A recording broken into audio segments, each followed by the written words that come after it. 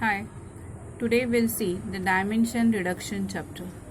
Now, what do you mean by dimension reduction? If we want to develop any application or the project, we have to process the huge amount of data. Then it is not feasible to work with such huge amount of data. So before starting with the processing, we can reduce the amount of data because all the data is not important.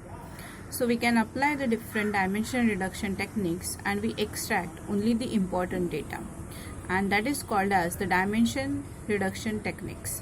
So there are basically two types of dimension reduction techniques. The first one is called as the feature selection.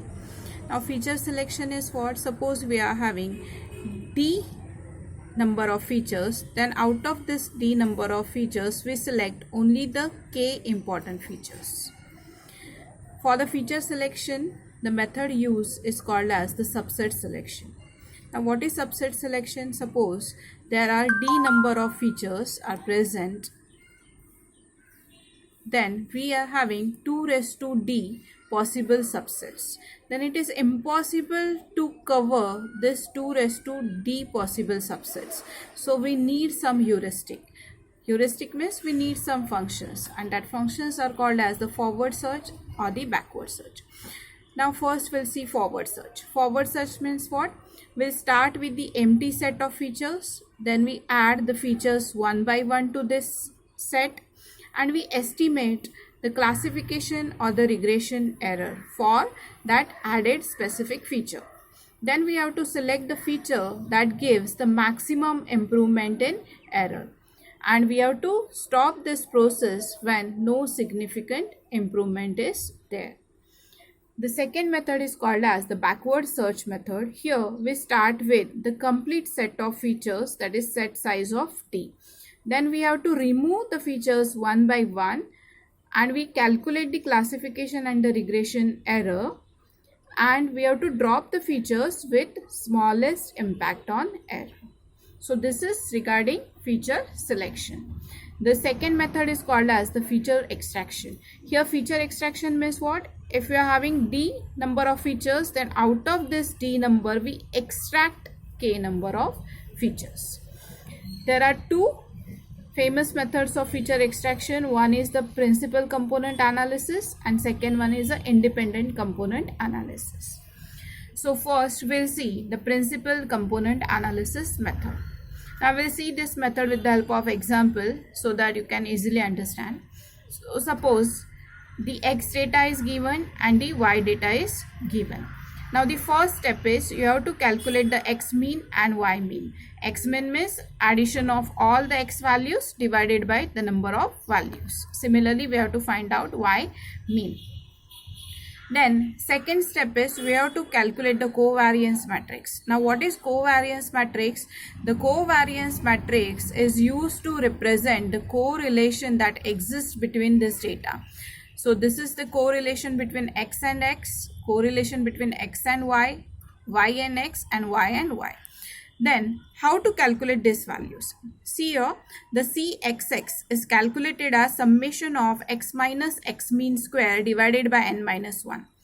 So we have already calculated X mean. So this formula is like this: 2.5 minus 1.81 square plus 0.5 minus 1.81 square plus 2.2 minus 1.81 square up to 1.1 minus 1.81 square divided by N minus 1. So divided by 9 because total N is equal to 10. So this is equal to 0.6165. Then CXY and CYX is summation of X minus X mean into Y minus Y mean divided by N minus 1. So this is like this: 2.5 minus 1.81 into 2.4 minus 1.91 plus 0.5 minus 1.81 into 0.7 minus 1.91 up to the last value divided by 9. So this is equal to 0.61544. Then similarly we'll calculate CYY. Then after calculating all this value, we'll write down these values into the covariance matrix.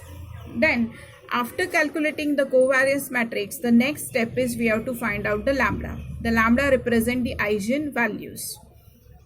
How to calculate these eigenvalues? It is calculated using the formula determinant of C minus lambda I is equal to 0. So we'll write down this here. We'll write down determinant of C matrix minus lambda I. I is the identity matrix. Covariance matrix is a 2 by 2 matrix. So we'll take the identity matrix as 2 by 2 is equal to 0.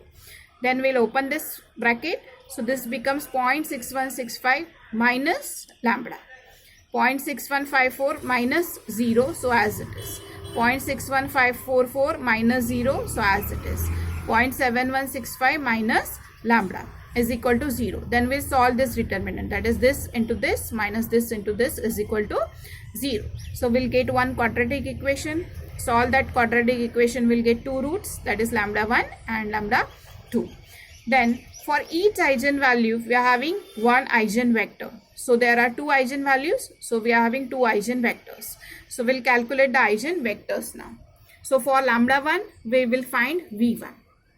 So this is calculated as C into V1 is equal to lambda 1 into V1. So we'll write down the matrix. This is the C matrix into, this is a column vector. So V11, V12 is equal to lambda 1 into V1. Now this solving of this is something different. This is not a normal process. The process is something different. Now see here. 0.6165 into V11 plus 0.61544 into V12 is equal to 0.0489 into V11. So this is my equation 1. The equation 2 is like this into this plus this into this. So you can use either equation 1 or equation 2. Here I am using the equation number 1. Now I have written the equation number 1. Now I am taking this part here and this part here. Then 0.6165 minus 0.0489. So it will give me 0.5676 V11 and this is equal to this. Now I am taking this 0.5676 in the denominator part. So my V11 is equal to minus 1.0842 V12. Now here we'll assume the value of V12 is equal to 1. So when V12 is equal to 1, obviously V11 is equal to minus 1.0842. Now here we have assumed the value of V12 as equal to 1. Therefore we have to normalize this. So before that, first we'll write down V1. V1 is what? First is V11, then V12. We have written these values. Then we'll normalize this. Now how to normalize this? It is 1 upon square root of first term square plus second term square into V1. So we'll solve this one. Then divide this term with this. Divide this term with this. We'll get V1n. That is V1 normalized. Similarly, we will find V2n for lambda 2. So, in this formula, we'll write down C V2 is equal to lambda 2 into V2. Apply the same process and we get V2n. Now, after calculating the eigenvectors, the final answer is written as the principal component. The principal component is the eigenvector for which the lambda is maximum. Now here, from lambda 1 and lambda 2, we can say that lambda 2 is maximum, and for lambda 2, the vector is V2n. So the V2n is my principal component. So instead of sending this amount of data, I'll send only the principal component for the further steps. So in this way, we can reduce the data amount or the data size. Now in the next video, I'll send the ICA and SVD. Thank you.